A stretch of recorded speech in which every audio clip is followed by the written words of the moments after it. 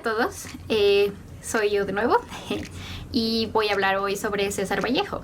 Y en realidad este video me pone un poco nerviosa de hacer, a pesar de que he dado clases sobre César Vallejo ya algunas veces, bastantes veces. Este es el primer semestre que no voy a dar clases de César Vallejo. ¿Por qué? Pero bueno, la cuestión es que me pone un poco nerviosa porque siempre es difícil hablar de poesía. A mí me gusta leer poemas. Esto no significa que yo sea buena leyendo poemas, que entienda todo lo que sucede en un poema, que siempre va a haber como esta especie de franja hacia lo que en serio quiso decir el autor. Como que siempre vamos a poder tener una idea, pero no necesariamente va a ser lo que de verdad el autor quiso decir, ¿no? Especialmente con César Vallejo, que utilizaba el lenguaje de una forma magistral, pero muy juguetona.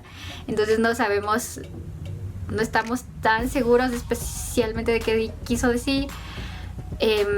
Obviamente a la gente se le resulta más difícil leer poesía, entonces es más complejo, no solo para todas las personas, sino para mí también. Pero bueno, empecemos. Primero voy a dar una pequeña biografía de César Vallejo, como que algo súper corto en realidad. Supongo que hay millones de videos de YouTube en los que pueden ver toda la vida de Vallejo. Él es peruano, nació en Santiago de Chuco en 1892 y murió en París en 1938. Y esto es súper curioso porque tiene un poema que se llama Piedra Negra sobre Piedra Blanca. Y él empieza el poema diciendo: me moriré en París con aguacero.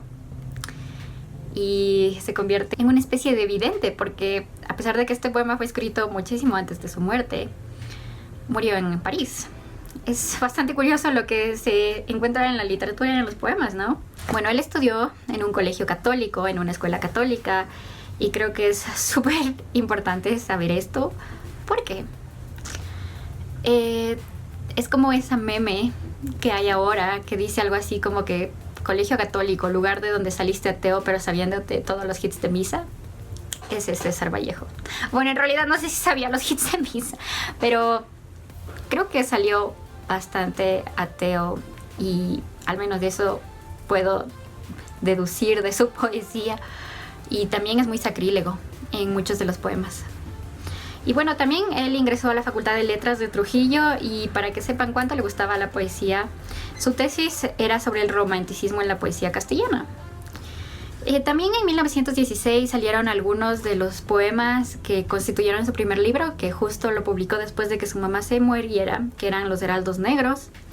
Tiene también un montón de historias, bueno, no un montón, pero como que historias románticas que no llegaron a tener su final feliz, y es descrito por muchas personas como alguien sumamente triste, aunque algunos críticos dicen que ese es solo como la persona que él creó en sus poemas, que en realidad era una persona bastante divertida y que sí era contento con su vida. Entonces, Los Heraldos Negros. Empecemos con ese libro, que creo yo es el más accesible.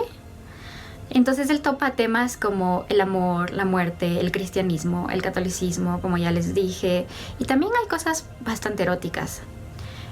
Algo curioso es que empieza ya también a jugar con el lenguaje en los poemas, y les voy a leer una cita que dice así: en Los Heraldos Negros es significativo que lo que comienza como una utilización funcional del lenguaje vaya perdiendo poco a poco transparencia, docilidad, que de vehículo de expresión se transforme en material él mismo.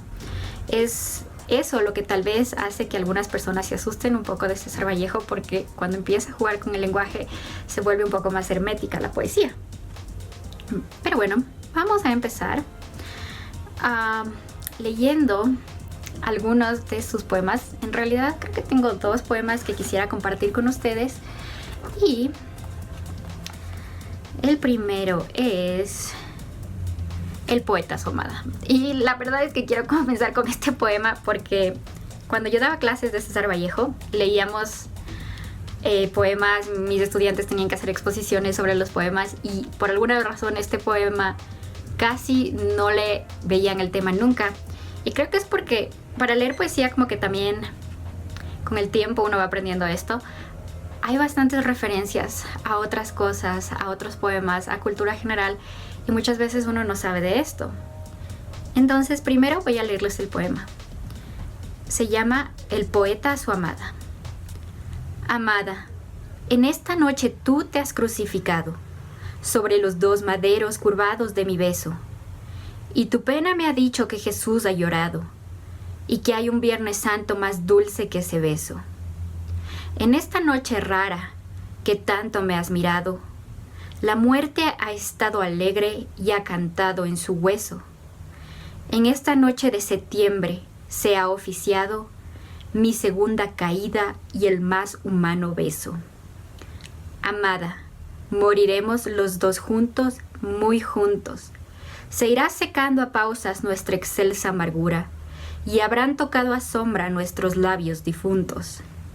Y ya no habrá reproches en tus ojos benditos, ni volveré a ofenderte, y en una sepultura los dos dormiremos como dos hermanitos. Muy bien.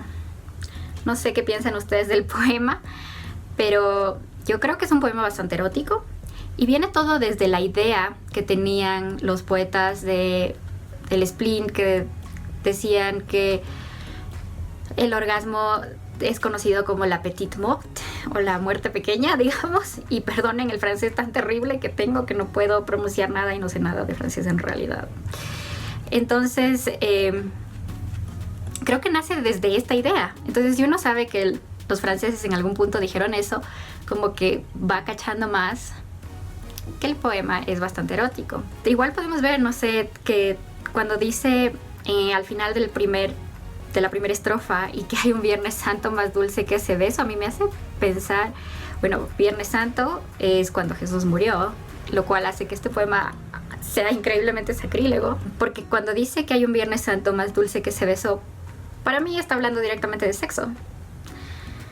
Por cierto, en la segunda estrofa donde dice septiembre de hecho está en la RAE, y también se usa septiembre o septiembre, y están aceptados, así que no creo que tiene mucho que ver, no creo que es un neologismo de Vallejo. Entonces también en la tercera estrofa tenemos amada, moriremos los dos juntos, muy juntos, se irá secando a pausas nuestra excelsa amargura, y habrán tocado a sombra nuestros labios difuntos, que sigue con el tema del erotismo.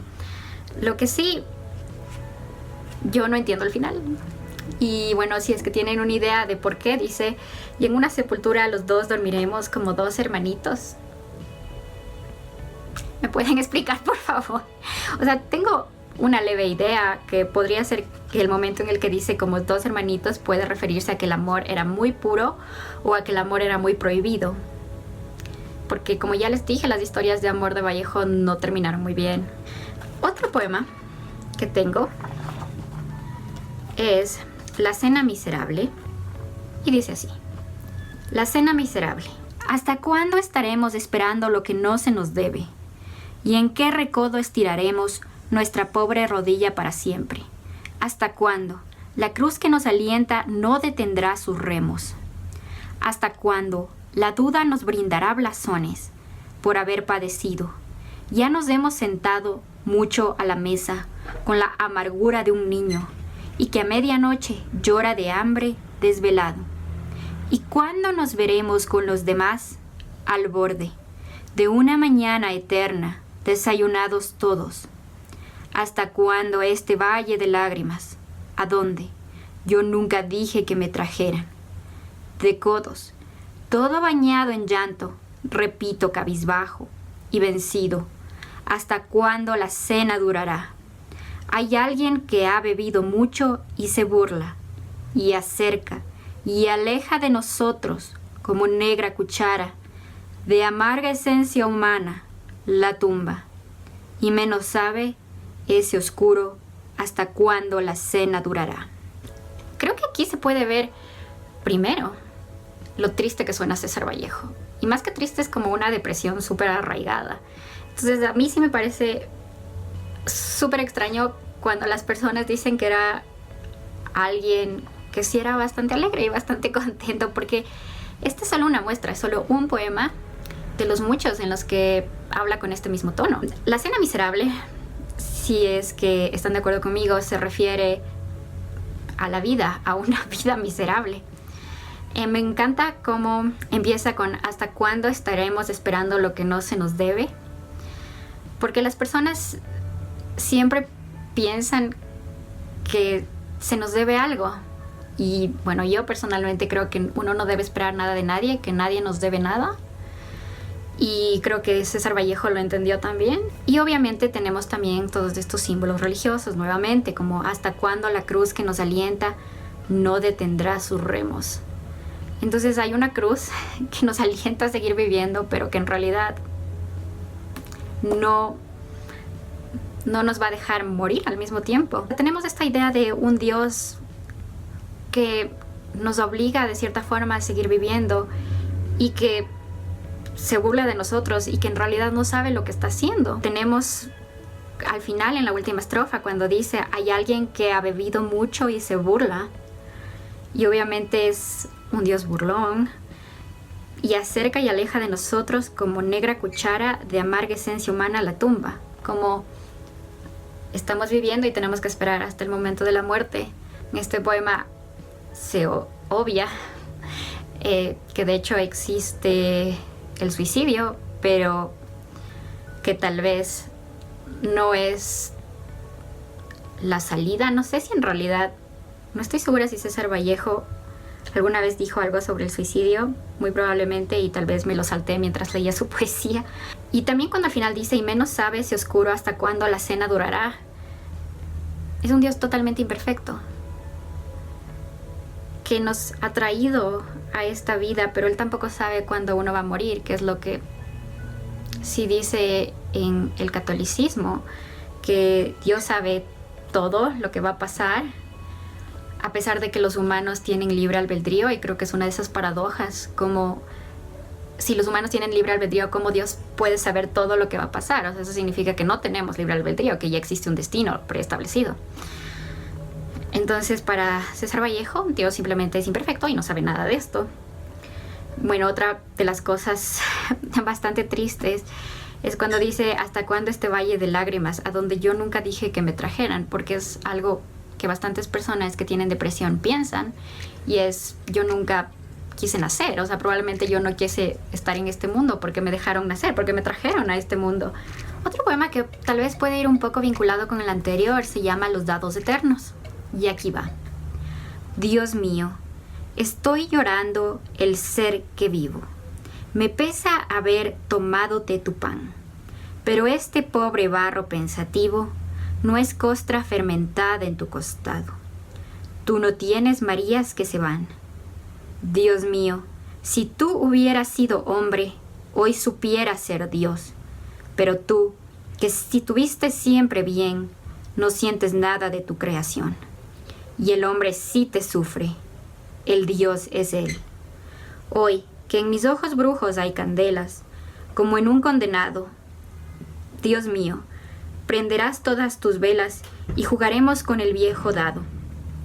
Tal vez, oh jugador, al dar la suerte del universo todo, surgirán las ojeras de la muerte, como dos haces fúnebres de lodo. Dios mío, y esta noche sorda, oscura, ya no podrás jugar, porque la tierra es un dado roído y ya redondo, a fuerza de rodar a la aventura, que no puede parar sino en un hueco, en el hueco de inmensa sepultura.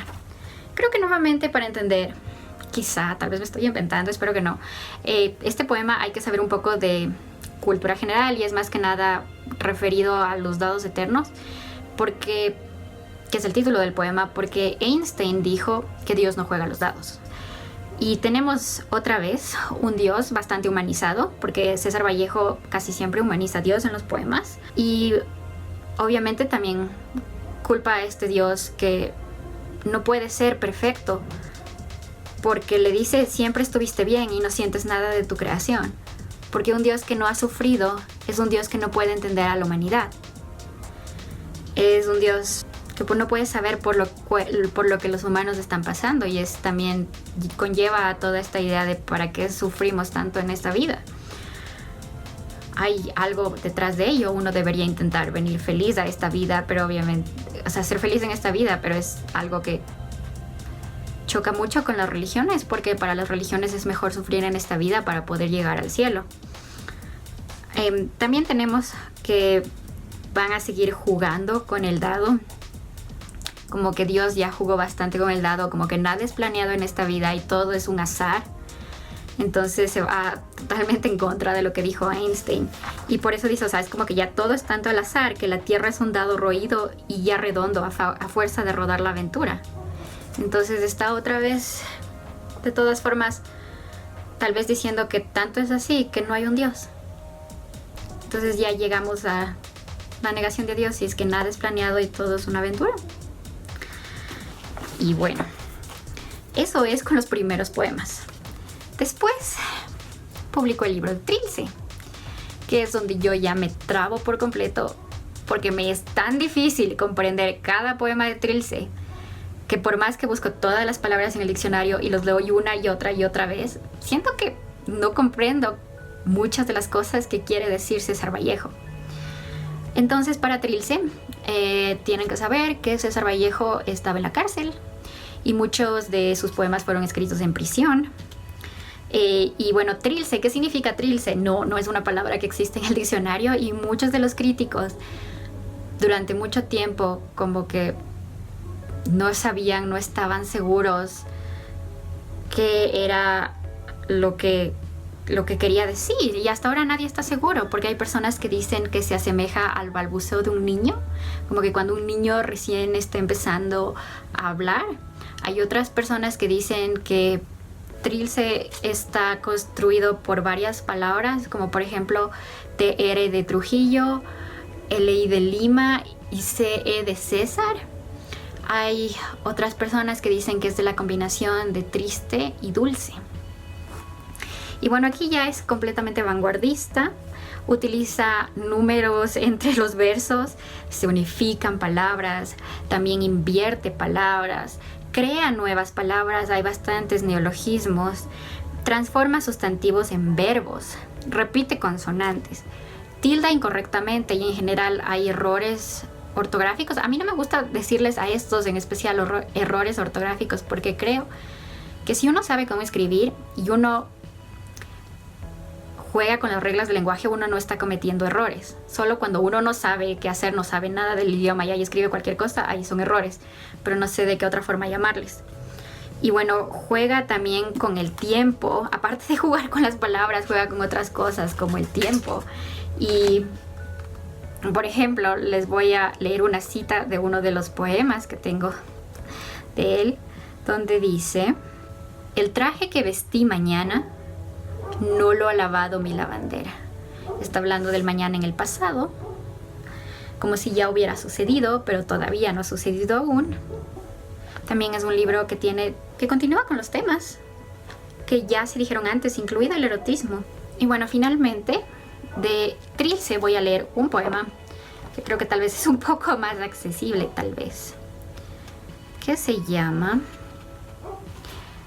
Bueno, en realidad es el número 2, no tiene título, y dice así: tiempo, tiempo, mediodía estancado entre relentes, bomba aburrida del cuartel achica, tiempo, tiempo, tiempo, tiempo, era, gallos cancionan escarbando en vano, boca del claro día que conjuga, era, mañana, mañana. El reposo caliente aún de ser, piensa el presente, guárdame para mañana, mañana, mañana, mañana. Nombre, nombre. ¿Qué se llama cuanto erízanos? Se llama lo mismo que padece.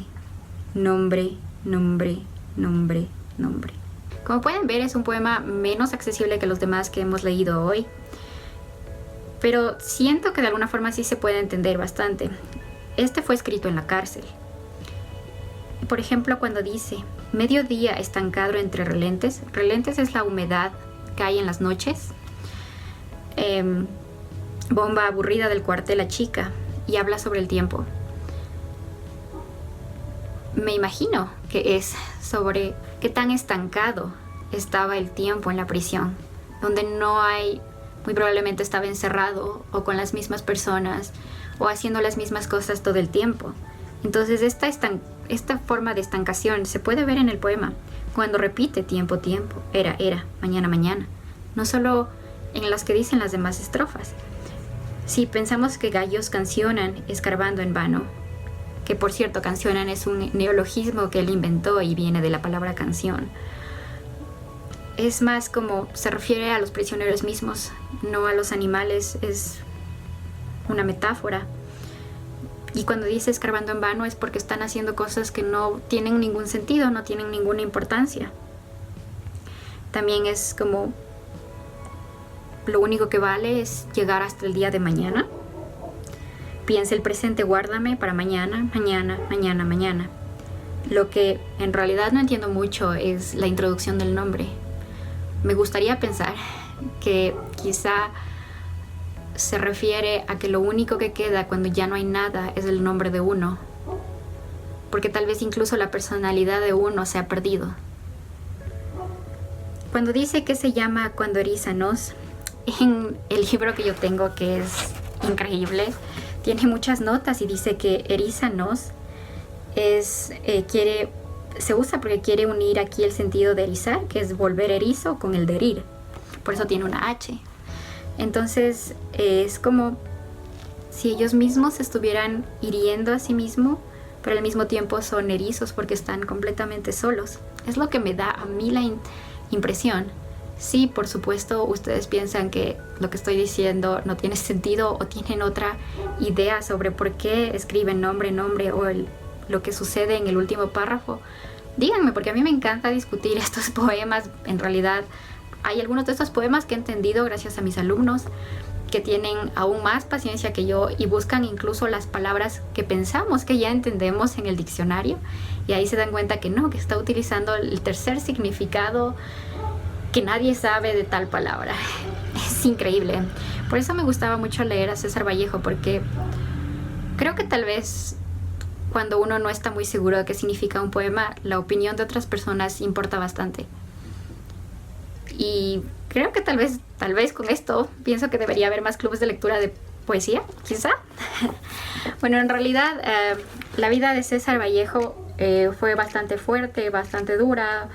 Vivió en Europa, pero no tenía mucho dinero, no tenía una casa fija. Hizo bastante trabajo intelectual hasta que finalmente murió. Y bueno, eso sería todo. Para la próxima semana voy a hacer una lectura de Las ruinas circulares de Borges, gracias a Pablo Benítez, que me dejó un comentario en los ensayos de Borges en el que dijo que le gustaría que hiciera una lectura de Las ruinas circulares. Así que nos vemos la próxima semana para eso. Y eso sería todo.